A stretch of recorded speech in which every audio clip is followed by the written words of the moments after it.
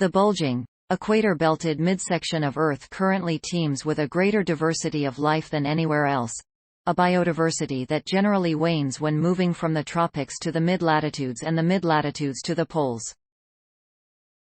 As well accepted as that gradient is, though, ecologists continue to grapple with the primary reasons for it.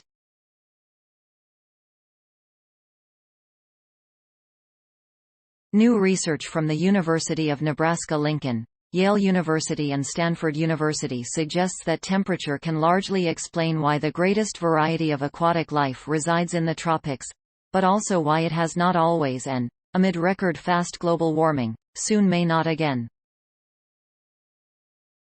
Published May 6 in the journal Current Biology, the study estimates that marine biodiversity tends to increase until the average surface temperature of the ocean reaches about 65 degrees Fahrenheit, beyond which that diversity slowly declines. During intervals of Earth's history when the maximum surface temperature was lower than 80 degrees Fahrenheit, the greatest biodiversity was found around the equator, the study concluded.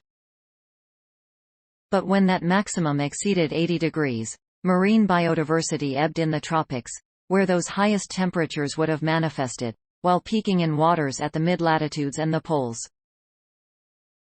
Marine life that could travel considerable distances likely migrated north or south from the tropics during periods of extreme heat, said co-author Will Gearty, a postdoctoral researcher of biological sciences at Nebraska. Stationary or slower-moving animals, such as sponges and sea stars, may have instead faced extinction. People have always theorized that the tropics are a cradle of diversity, that it pops up and then is protected there, Gearty said. There's also this idea that there's lots of migration toward the tropics, but not away from it. All of that centers around the idea that the highest diversity will always be in the tropics. And that's not what we see as we go back in time. Gearty, Yale's Thomas Boag and Stanford's Richard Stockey went back about 145 million years, compiling estimated temperatures and fossil records of mollusks, snails, clams, cephalopods and the like, from 24 horizontal bands of Earth that were EQU. The trio chose mollusk records for multiple reasons. They live, and lived, around the globe, in large enough numbers to accommodate statistical analyses, with hard enough shells to yield identifiable fossils, with enough variation that their diversity trends might generalize to fish, corals, crust. That data allowed the team to derive the temperature-diversity relationship across 10 geologic intervals that covered most of the elapsed time from the Cretaceous period through the modern day. Temperature seems to account for a lot of the trend that we see in the fossil record, Gearty said.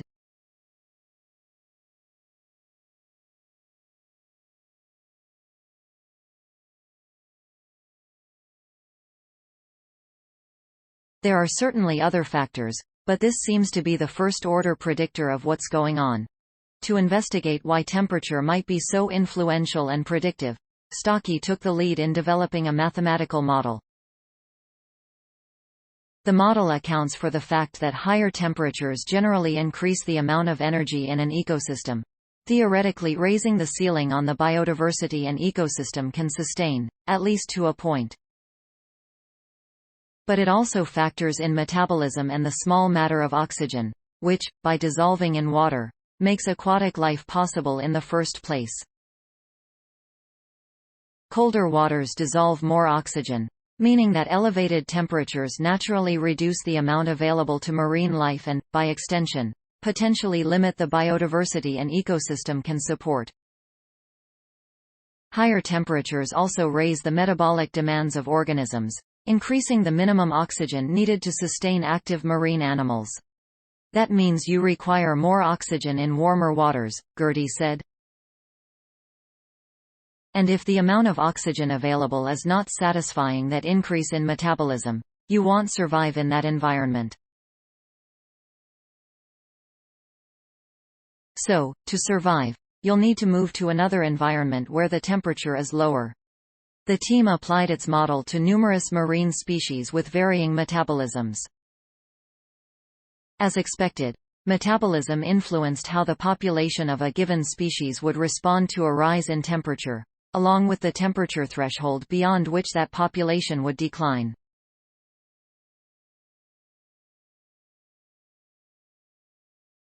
When the researchers averaged the effects of metabolism and oxygen availability across those species, they discovered that the resulting temperature diversity relationship resembled, and, in doing so, supported, the one they derived from the fossil record.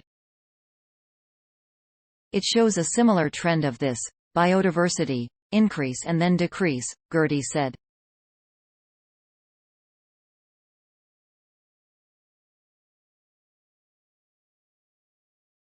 After many a day at the whiteboard just trying to figure out how to make it work, it all just came together very nicely at the end. You know, a nice little bow on top. Collectively, the study indicates that human-driven global warming could hit the inhabitants of tropical waters especially hard. The average surface temperature of tropical waters could jump by as many as 6 degrees Fahrenheit by the year 2300, according to one projection. And according to the fossil records analyzed for the study, similar temperature increases during the past 145 million years have sometimes permanently driven mollusk species from tropical waters. There are worrying signs that the expected trend is already underway, Gearty said.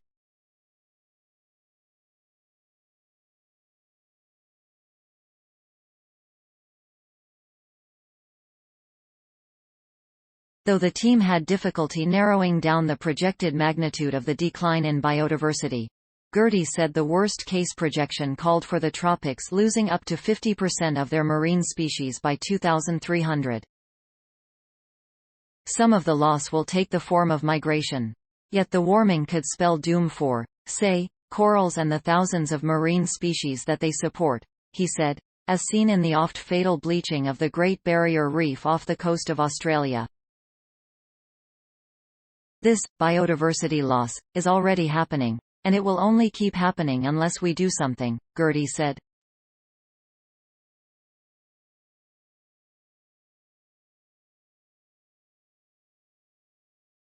Thanks for watching. Please subscribe my channel for more updates.